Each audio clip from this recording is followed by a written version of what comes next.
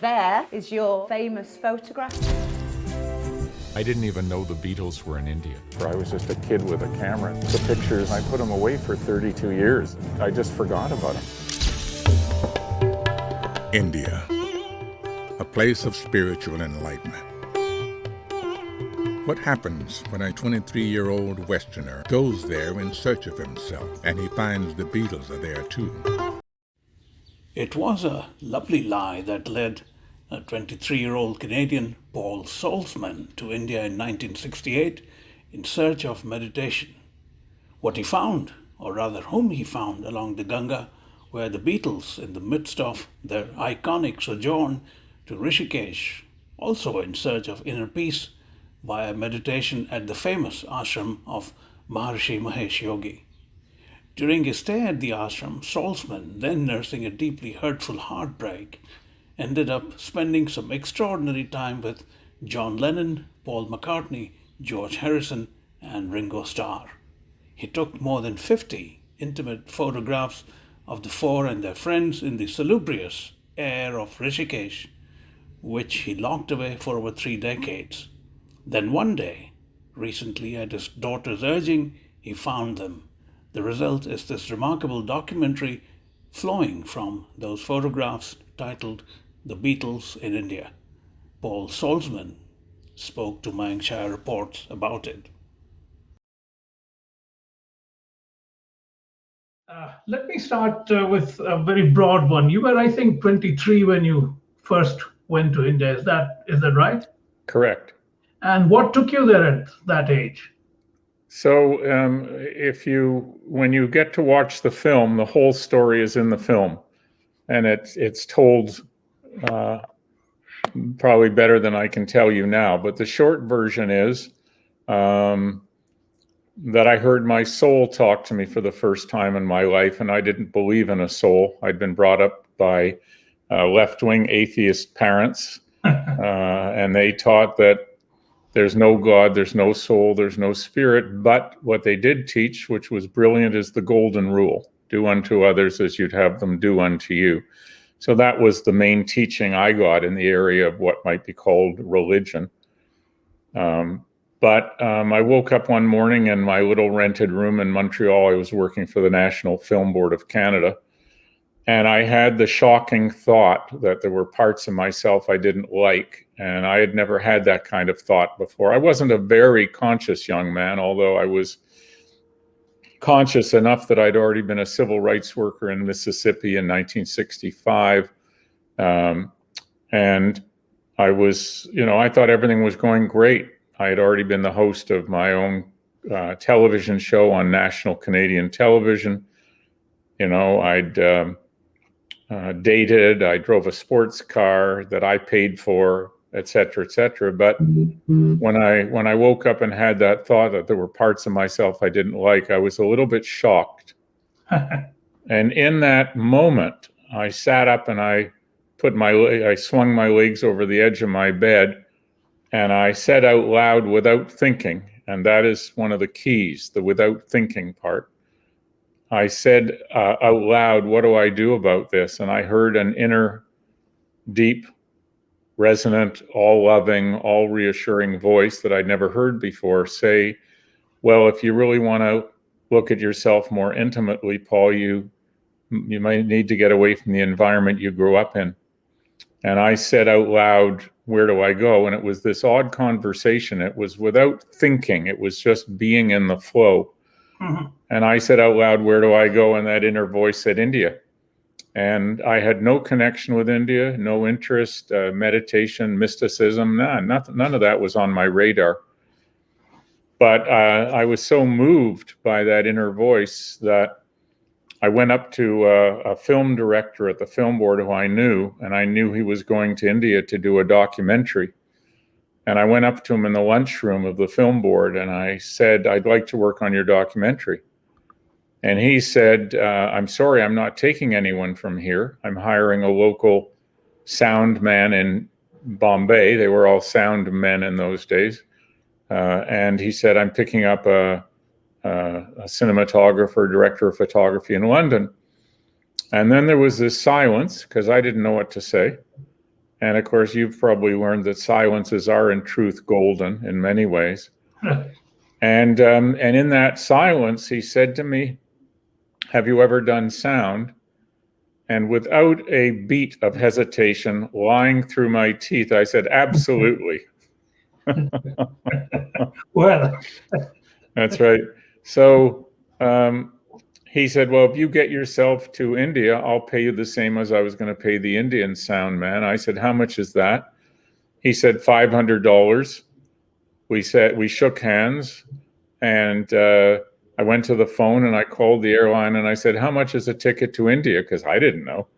And it turned out at that time a 90-day excursion return ticket was $550. So I had my airfare.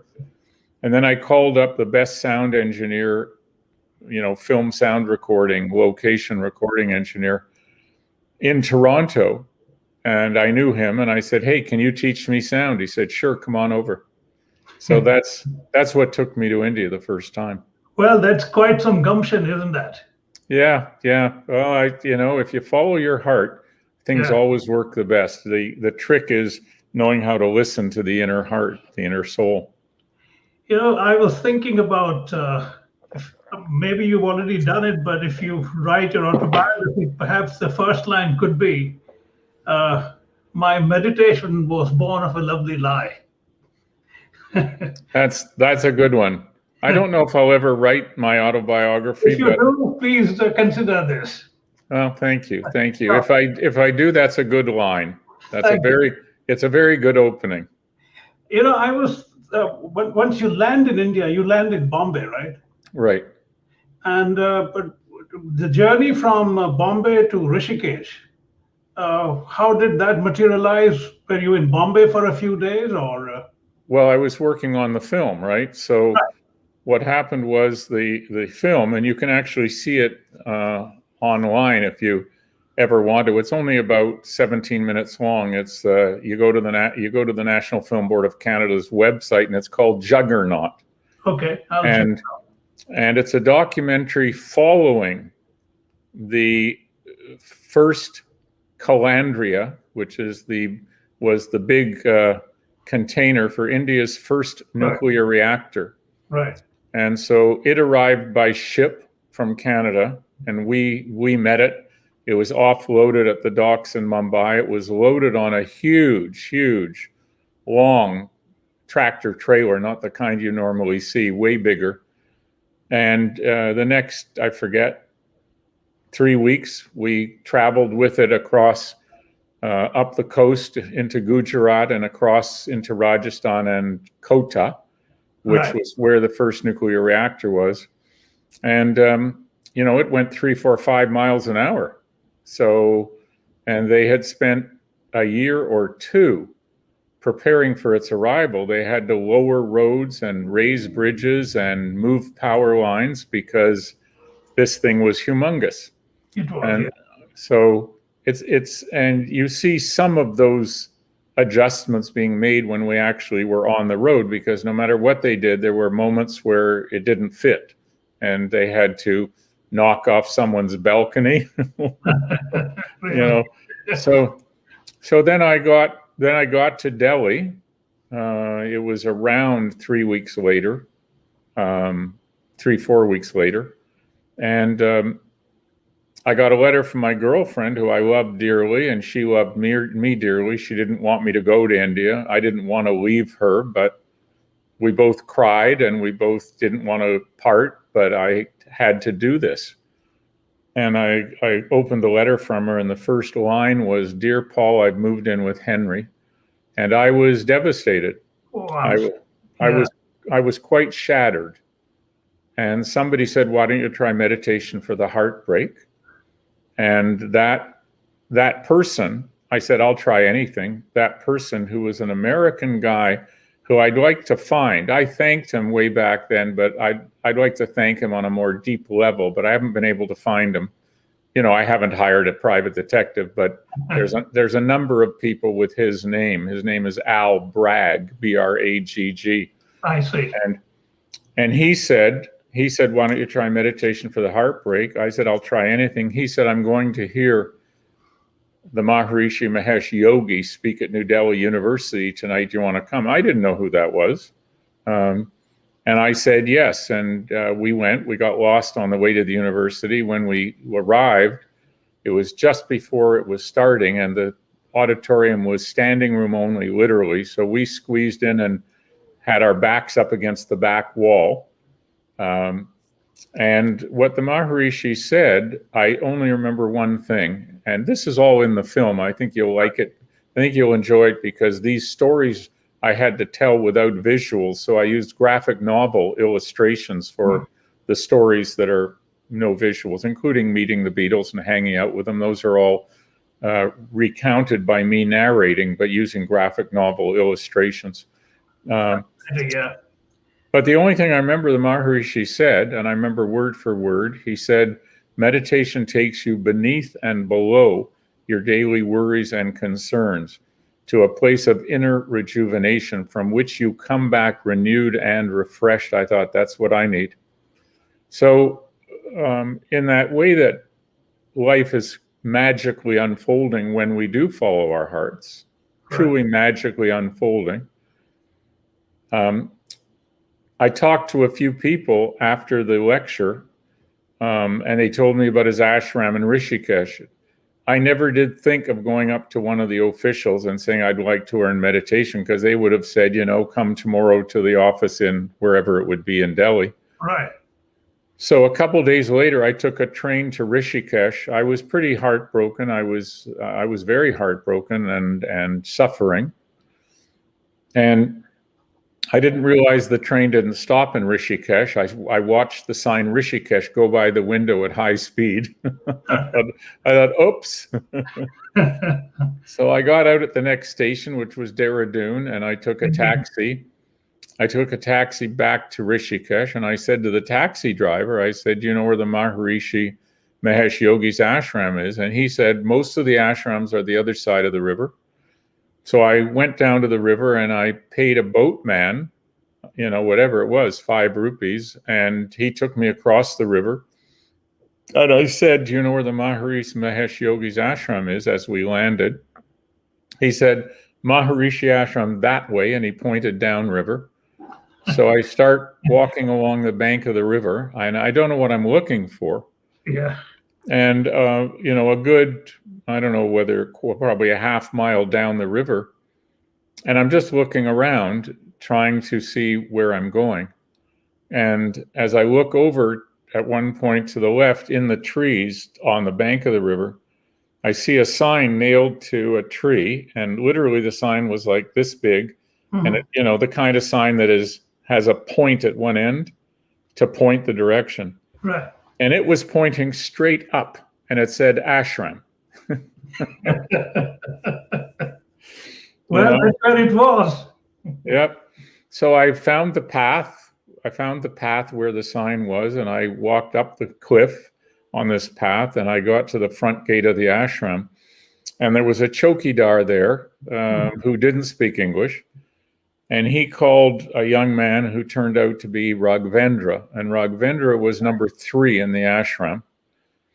And I said to Raghvendra, I've come to learn meditation. And he said, I'm sorry, the ashram's closed because the Beatles and their wives are here, and we're doing a course for TM teachers. And I didn't know they were in India, and I was already a fan.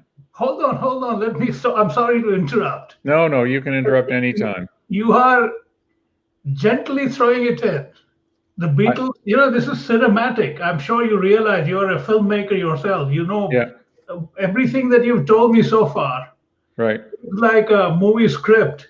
Yeah, no, it's true. It's true. And I read some of your writings on your website. You are cinematic in your writing too. Yeah, thank you. You're very visual. You're very, very visual. Yeah, that's true. That's just the way I am. So when you were told that the Beatles were there, right, I'm sure it rang a bell, right? Well, it actually was bad news.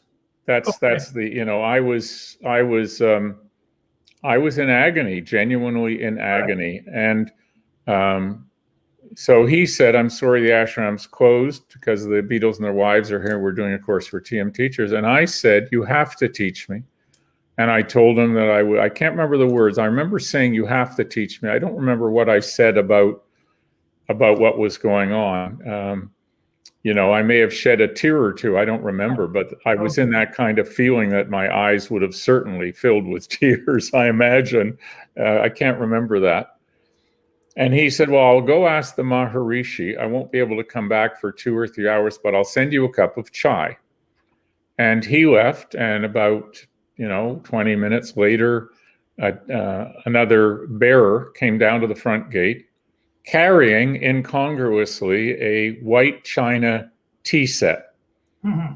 And I poured myself chai and added, I think I added sugar, and I sat down and leaned my back up against the gate, sat down, and really it was like a dirt path. So I was just sitting on the ground.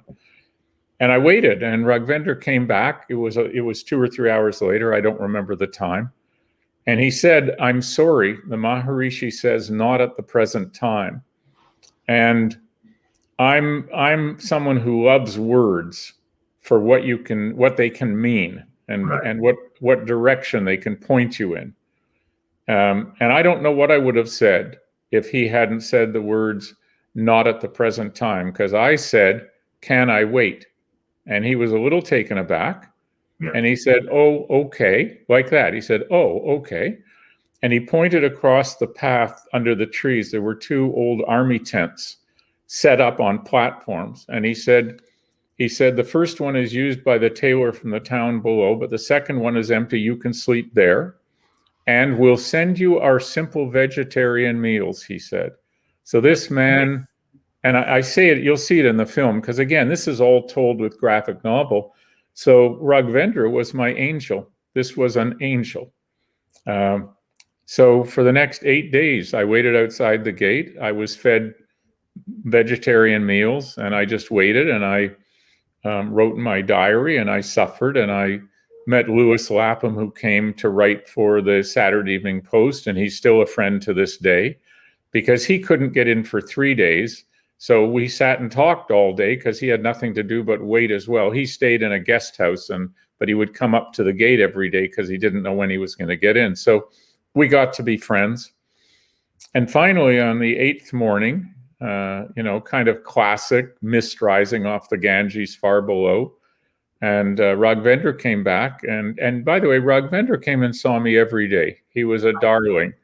And I think, I didn't ask him this. And when I started to make the film, I tried to find him, and I couldn't find him. It turned out that he was still living, but by the time I made contact with someone in his family, which took a long time, he had passed. So I never got to talk to him about that. But I think what he realized, first of all, was, number one, I was completely authentic. I wasn't there to meet the Beatles. It wasn't good news because I couldn't get in because of that. Right. And I think the other thing is when he would come and visit me every day, we would talk. And I think he got to know me. I think he got to know that I wasn't there to do anything except learn meditation to heal a broken heart. Mm-hmm. So finally he said, okay, you can come in now. And he took me to his meditation room and he taught me meditation. It took 5 minutes. He said, try it and see what it's like. And we're sitting together, and I'm sitting cross-legged on the floor, which I'd never done in my whole life. So I tried it, and he said, what are you experiencing? I said, well, my knees are hurting because I had never sat that way. And I said, and I'm a bit distracted by the dog that was barking outside.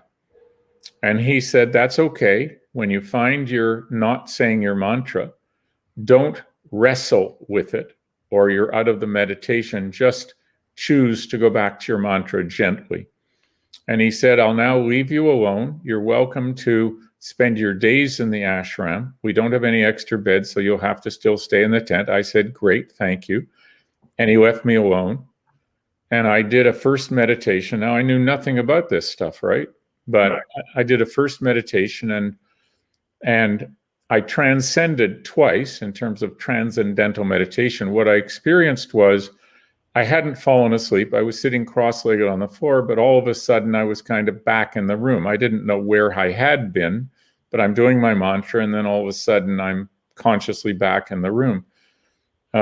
And a half an hour later, it felt like I was finished. And I came out of the meditation, and it was an absolute miracle. It was a miracle. I was in joy. I was in bliss. And George Harrison later told me when we were sitting alone together, he said, I get higher meditating than I ever did on drugs. And I had done drugs, and I knew what he meant. So that's amazing. I read, in fact, in one of your pieces on your site. Yeah, no, it's about George Harrison. Yeah, absolute miracle. And so I went out of the room, and I'm just walking through the ashram. I am literally not thinking Beatles at all, not even in my brain. I'm just so relieved and in a altered state of bliss. And I'm just looking around at the trees and a few monkeys and lovely big green parakeets in the trees.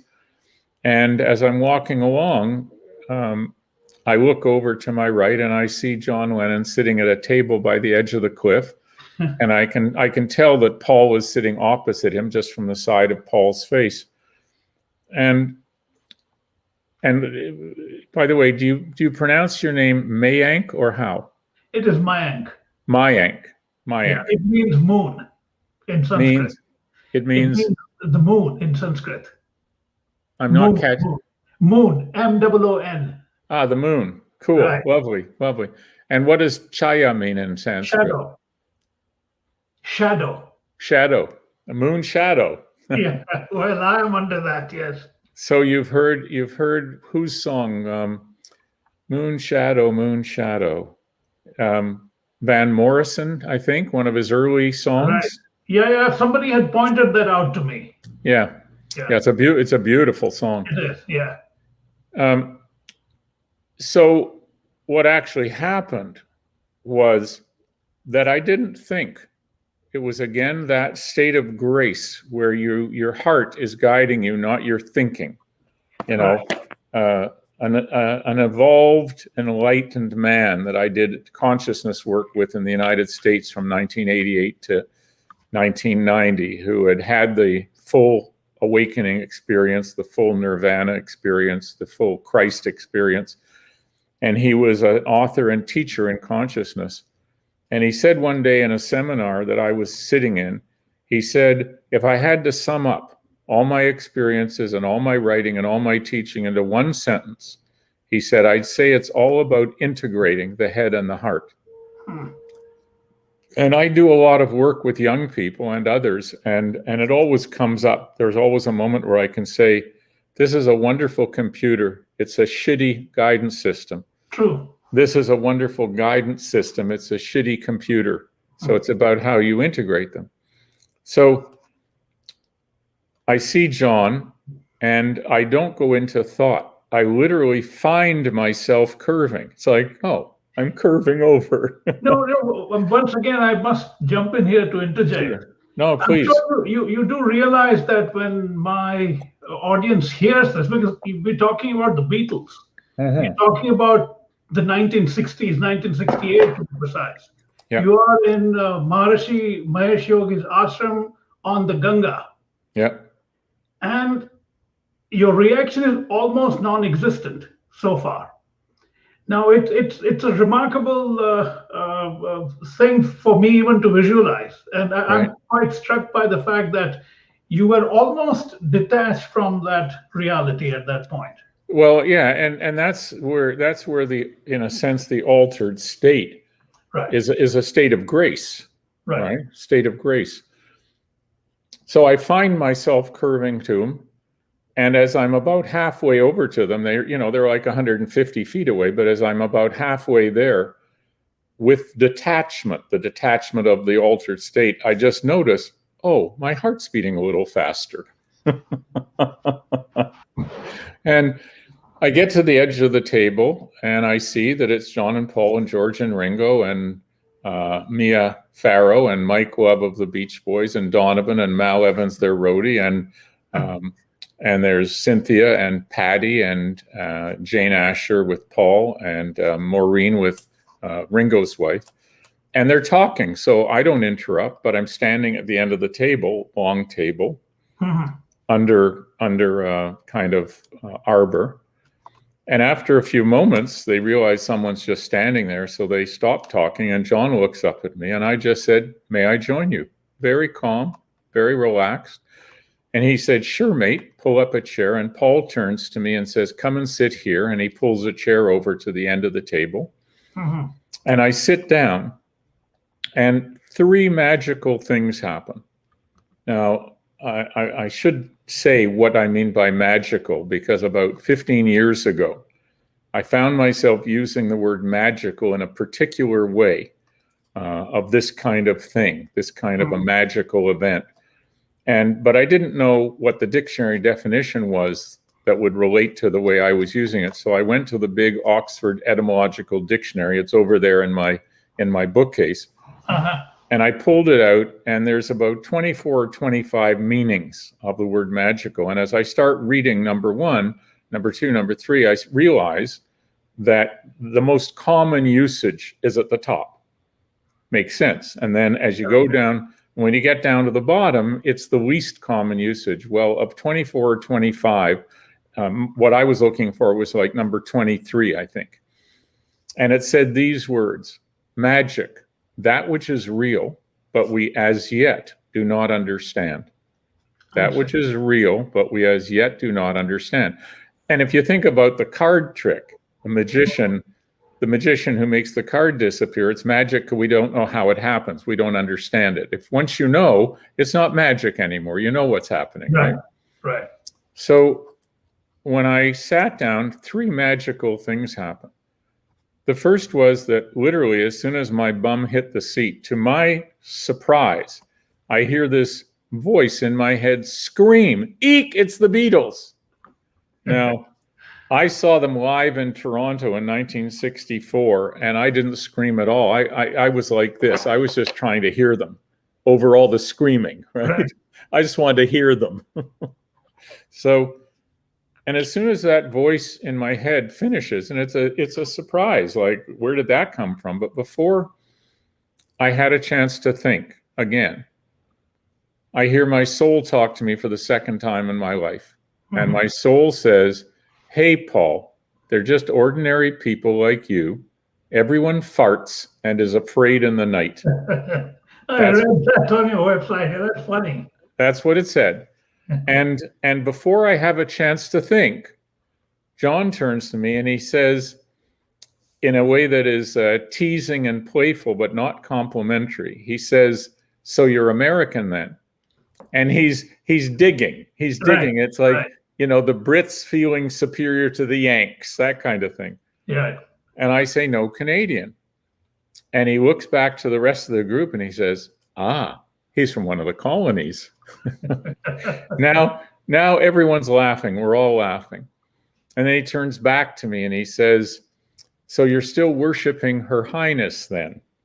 And I say, "No, not personally." And then Paul and Ringo start teasing me about having the Queen on our money, which we still do. Queen's still on our money. And I say to them, "Well, we may have the Queen on our money, but hey, she lives with you guys." So we're all laughing. At which point Cynthia, who's down at the far end of the table, she says, "Come on, chaps, leave the poor guy alone. He's just arrived." At which point John turns back to the rest of the group and he says, "You see, they still have a sense of humor in the colonies." And that was it. They literally just took me into their group. I could have spent 2 months with them.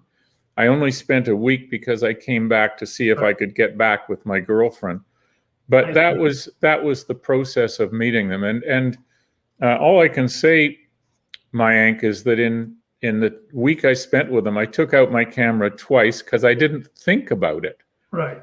Like, it wasn't, "Hey, these are Beatles." In fact, honest to God, within 30 seconds of that conversation meeting them, I never thought of them as the Beatles again. I literally didn't have the word Beatles in my head. They were these people, like the other people. 4 individuals, yeah. Yeah, and their partners and the other 4, Mal and Mia and Donovan and Mike. And we were just hanging out together. So I didn't think of taking my camera out. Not only that, I didn't even think of saying, "Hey, let's get a picture together." And they had taken me into their group. I could have fun pictures of standing with them. Never thought of asking for autographs. And it's important, I think, to point out, it's not that I thought about it and said, no, I shouldn't. I literally didn't have the thought. And that, again, that was a blessing.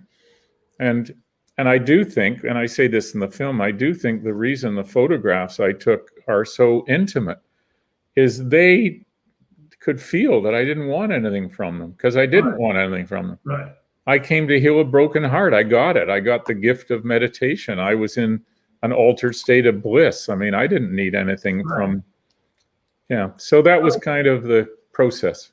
At what point did you begin, in that week, when did you begin to take photographs? Well, over the next couple of days, of hanging out with them, I saw them taking lots of photos of each other, just like, family picnic. They had, George and Patty had a camera, and Mal had a camera, and Ringo had a camera, and they would take pictures of each other. And after a few days, I just asked each of them individually. I didn't ask as a group. It just didn't feel right. I just asked individually when I had a moment alone with Paul or John or Ringo or George. I said, hey, do you mind if I take pictures? Each of them said, oh, go ahead, take all you want. And I had lots of film. I only took 54 pictures with anyone famous in them, because I just, like I said, it wasn't a thing. It was just right. So after a couple of days, I took out my camera, and then a few days later, I took it out again. And I was reading again that for 32 years, you didn't even think of those photographs. No, I didn't, and I'll tell you how that. Where did you keep them after developing them? Well, what happened was that I came home and I developed them. I also had a 100-foot roll of 16 millimeter film. I see. Because, the picture you may have seen of me with Ringo, and he's showing me how to use the camera. Right. Ringo came up to me one day and he said, we're making a film about the Maharishi, but I'm always behind the camera. Would you shoot some film for me so I can be in the film? I see. And I said, sure. And he showed me how to use it, which is what you see in that photograph. And I shot film for a couple of days, and then that was enough. And I gave him back the camera, and I gave him all the film. And that afternoon, I was literally sitting under a tree reading, leaning up against a tree. And Ringo came over and he said, here. And he handed me a 100-foot roll of virgin film. He said, here. And he made a joke. Why don't you shoot this and keep it for yourself? You never know, it might be worth some money one day. Oh, amazing. Yeah. And I said back to him, joking, I took it and the camera, and I said back to him, well, thank you, but I don't know why it would ever be worth any money. We were joking and laughing. Right. So I brought home the slides. I shot 3 rolls of Ektachrome 64, 36 exposures each. So I had 72 pictures, but 54 with anyone famous, and the rest were scenics. Right. And I developed the pictures, and I was broke, and I needed money to rent a flat. So I went to Canada's national magazine, and I made they wanted the pictures, which nobody had, and they wanted the story of meeting the Beatles. For me, I had 2 motivations. 1, I needed to make money to rent a place, but 2, I was very keen to say to people, hey, whoa, there's this magical thing, meditation. Try it. Because remember, in 1968, meditation was not only not on everyone's lips, it was almost on nobody's lips. True. People, of course, knew about it from the beginning of time, but it wasn't a thing in North America. Same with yoga. We think yoga has always been, it wasn't really hardly talked about or practiced at all in 68. That's true. So I wanted to say as a public service, hey, there's this thing, meditation, check it out. So I did the 1 article, and when I finished it, and I handed it in, and they accepted it, and all that was great. And I was putting the pictures away one day, just cleaning up my desk. And I realized I was feeling badly. I thought, and I said out loud, again, without thinking, one of those kind of moments, I said out loud, why am I feeling badly? And I heard my soul talk to me for the 3rd time in my life. And it said, you're talking about it too soon. You need to let the experience go deeper. I see. Brilliant, eh? It is. So I remember putting an elastic band around the 3 plastic Kodak slide boxes, and I wrote India 1968, and I remember putting them away with a very specific thought. I don't want to do anything more with these. Okay. And I didn't think about them for 32 years. In fact, what happened, I learned later in my life that the nature of the subconscious is it takes things literally. Right. So you have to be careful what you tell yourself, right? Because you'll take it literally, yes. Yeah, I mean, so when we put ourselves down, which is very common with people, we actually do literally put ourselves down. Do you remember, did you grow up where did you grow up? I grew up in Gujarat, in Ahmedabad, but I've traveled the Himalayas quite extensively. Yeah, I've read that about you. As part of my authorized biography of the Dalai Lama, I spent a lot of time in McLeodganj with him. So I'm very familiar with that entire region. It's my obsession, that place. Unfortunately, I've been here now since 1998. I do go back and forth, but at some point, maybe I would like to live there. Right. Remind me when we finish to tell you my personal story of the Dalai Lama. You'll be amused. Why don't you tell me now, since you're mentioning? So I went back to India in 1972 to make a 1-hour television documentary on the Canadian High Commissioner, the Canadian ambassador from Canada to High Commissioner to India. He was also at the same time the ambassador to Nepal. Right. And he had been the High Commissioner in Sri Lanka for 5 years. And he was the most conscious person I'd ever met up till that point in my life. And it motivated me to make a film about him. So among other people, he was saying his goodbyes after 5 years. He was being shifted over to Iran. And so for 8 weeks, I just tagged along with him with my cameraman and sound man, and I was directing and producing. We went all over India and Sri Lanka and Nepal as he's, visiting and saying goodbyes and sort of inspecting projects as he was leaving. And one thing he said, I'm going to go meet with the Dalai Lama. Do you want to come and film that? Of course. So we drove up from Delhi in his Land Rover up to Dharamsala, and we set up the camera and 2 chairs outside the Dalai Lama's house. He's inside having tea with him while we're setting up. So we let him know, okay, we're ready, that we've checked the microphones, we've checked the camera, everything's ready to go. The Dalai Lama comes and sits down, and Jim sits down. We hook up the microphones, and I say, roll sound, action. And the cinematographer says, wait a minute, the camera's not running. The camera would not turn on. We had just been testing it, and it was running fine. Would not turn on. I see. Dalai Lama is chuckling. He's chuckling.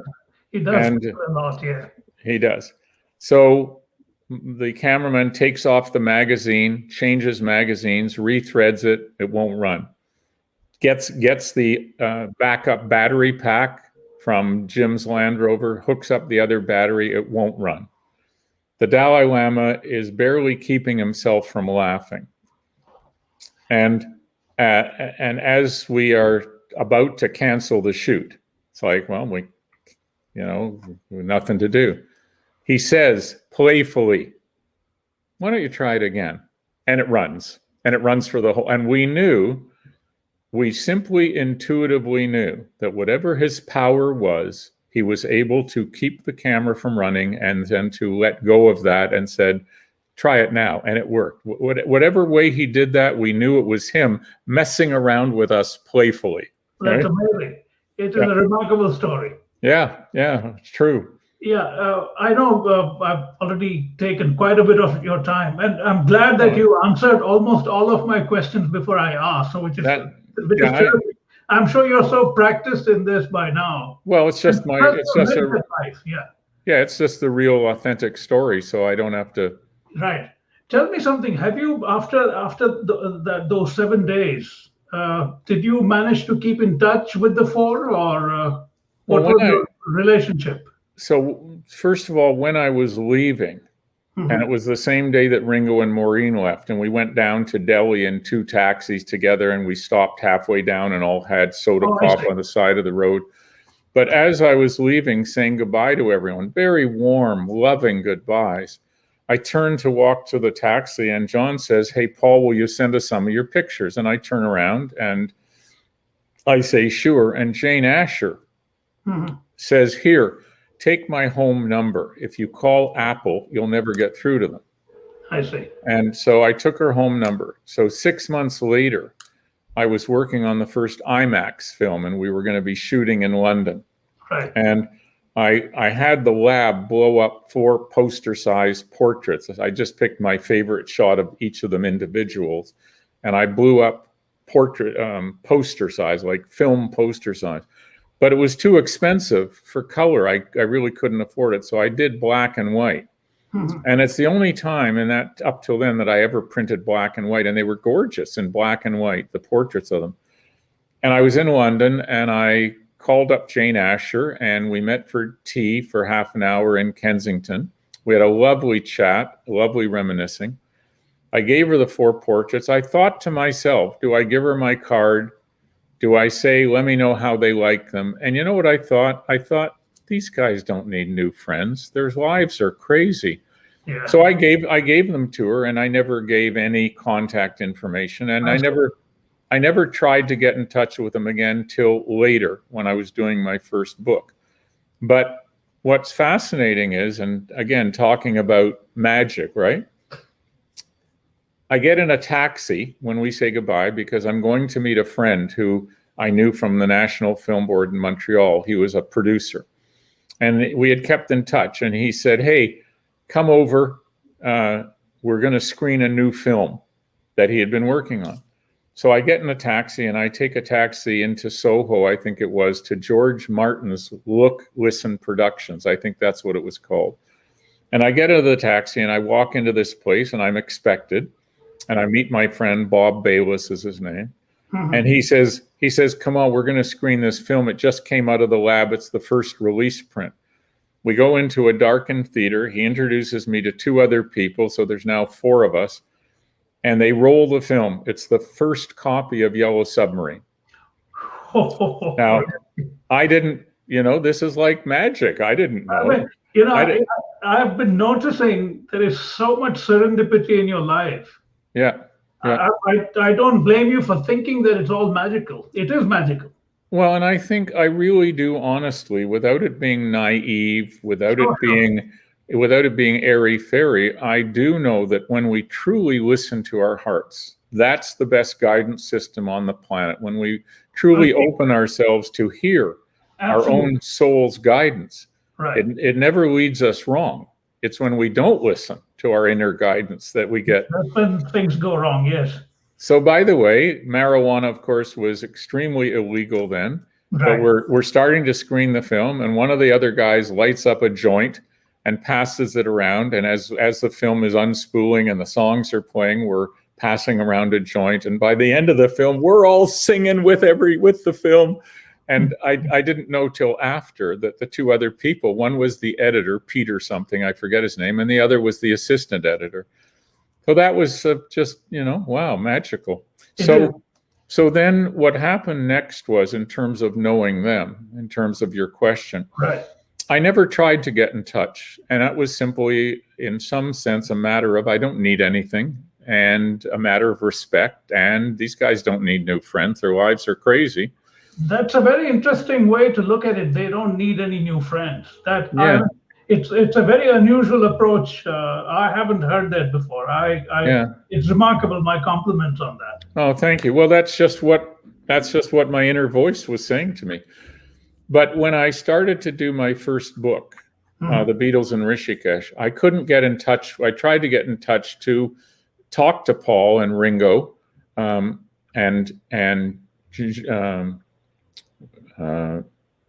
John and George had both passed. Right. And all I wanted to say is, how did that period and how did meditation impact your lives, impact your creativity? But I couldn't get through. I had a couple of, when I wanted to start making this film, which I have been wanting to make for 15 years. By the way, I should tell you how the pictures came out of hiding in a way. Right. One day, my daughter, she's 16 years old by this time, she and her 3 best girlfriends all have discovered the Beatles. And it's not because I told stories, because I never told stories. And because, that inner voice said, you need to let it go deeper, right? Right. So, and I put the pictures away with the self-instruction. I don't want to do anything more with these. So I not only literally didn't think about them for 32 years, but my daughter had asked me as a bedtime story. Her mother is from India, my ex. I see. And somewhere around when she was about 8 years old, and my tradition with her was I would tell her bedtime stories and sing her lullabies, which I love to do. That would be our quiet time before she went to sleep. And I obviously at some point told her, she asked me, tell me about the first time you went to India, Dad. And I don't remember what I said. I told her about the first time. 8 years later, she's 16. She walks into my study one day and she says in a quizzical voice, didn't you tell me when I was little that you met the Beatles in India? Those were her exact words. I see. And I say, yeah. And she said, didn't you tell me you took some pictures of them? And I say, yeah. And she said, like, duh, can I see them? And then I searched for them. It took 3 weeks because I hadn't seen them in 32 years. In fact, I'll tell you the story of that because it's pretty interesting. I searched my whole house. I searched my office, which was in my coach house. I couldn't find them. I asked my assistant to search the office. I said, go through every file folder, leave no stone unturned. They must be here somewhere. They weren't there. I called my father and said, can you search your house? He searched it. I said, can you search it again? But you got to really, really search it because if it's there, I want it. And he searched his house twice. They weren't there. So I thought to myself, okay, before I get pissed at myself for being sloppy and losing them, not because of Beatles, because my daughter would like to see them. That's all. Right. I thought, okay, I'm going to take a day off work, even though I'm self-employed as a filmmaker. I thought, no, I'll take a day off work. So I focus on nothing but finding the pictures. And I started and I looked literally through every sock, every underwear, behind every book, on every shelf, in everything, anything that was closed. And I went from the top of my house. I started in the coach house. 4 hours later, I'm in the basement. I'm searching behind an L-shaped couch where there's some cardboard boxes that have been stuck away because there's no more room in the closets and whatever. And I get to the second last box of everything in the house. And I kind of think, shit, they're gone. And I almost give up. And I hear my soul for the 4th time in my life. I swear to God, I hear this, my soul for the 4th time in my life. And my soul said, keep going.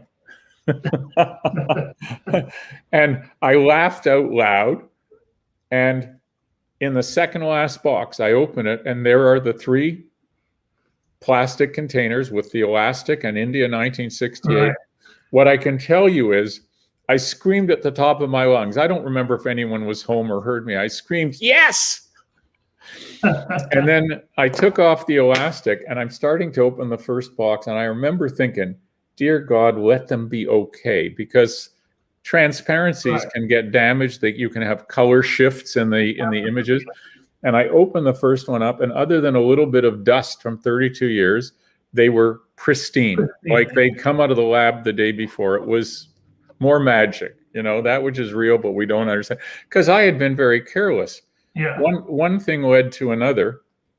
And I thought, well, that night I showed them to my daughter on a screen with our slide projector in the living room. And when it was over, and she had asked all the questions, why were you there? What were they like? Just normal stuff as I'm showing them. And when it's all over and I'm packing everything away, she says these words. She says, gee, Dad, they're really great. You should do something with them. And for the next week, I asked my soul 2 or 3 times, so what about if I do? How do I feel about doing something with them? And each time the answer was, yeah, that would be fun. That's what my soul said. So my daughter and I were traveling through London, and I didn't know, were they rare? Were they worth anything? Would anyone want it to? I don't know what to do with them. Right.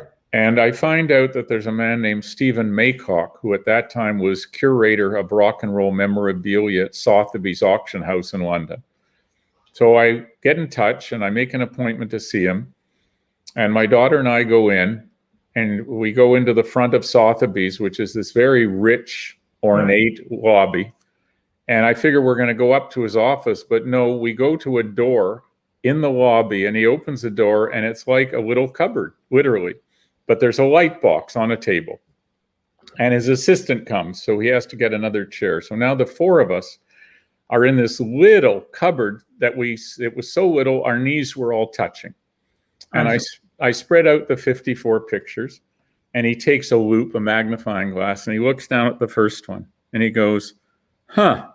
And then he moves to the second one, and he goes, wow. And he sits up and he looks at me and he says, you're sure you're not a professional photographer? And I say, no, I was just a kid with a camera.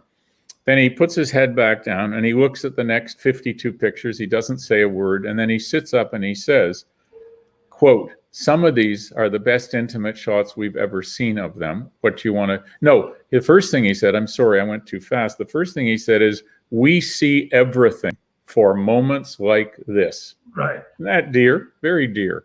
We see everything for moments like this. Some of these are the best intimate shots we've ever seen of them. What do you want to do with them? I don't know. What can we do with them? He said, well, we could auction them off. And I said, and who would buy them? And he said, well, probably Apple, because they try and buy back the best of their own brand. But it depends who's in the room. It could be a private collector. It could be a photo agency like Gamma or Sigma or, all those. And I said, and what will they do with them?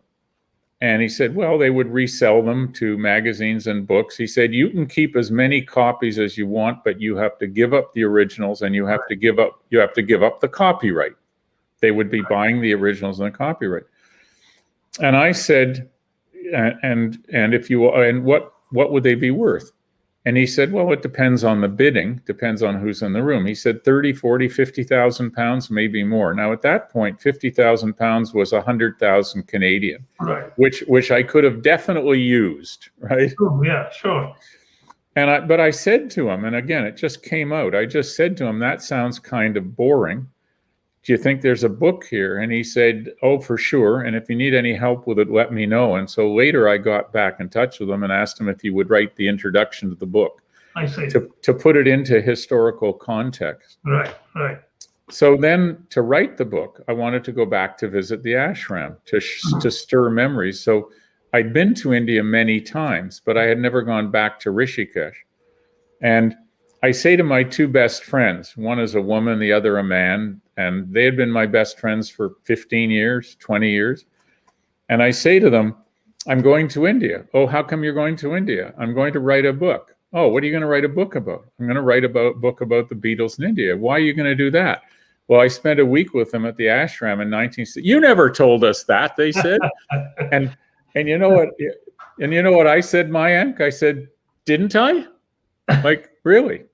So it really was out of sight, out of mind. No, this is remarkable. This is remarkable. It's quite a story to tell. I'm sure in your daughter's eyes, you would have suddenly become a cool dad with great swag. Right? You're right. My daughter, who's now 19, they love the Beatles. She sings very well, my daughter. So she often sings those songs. Oh, wow. It's amazing how they've discovered the Beatles now. Yeah, generation after generation. Yeah, I come from Ahmedabad.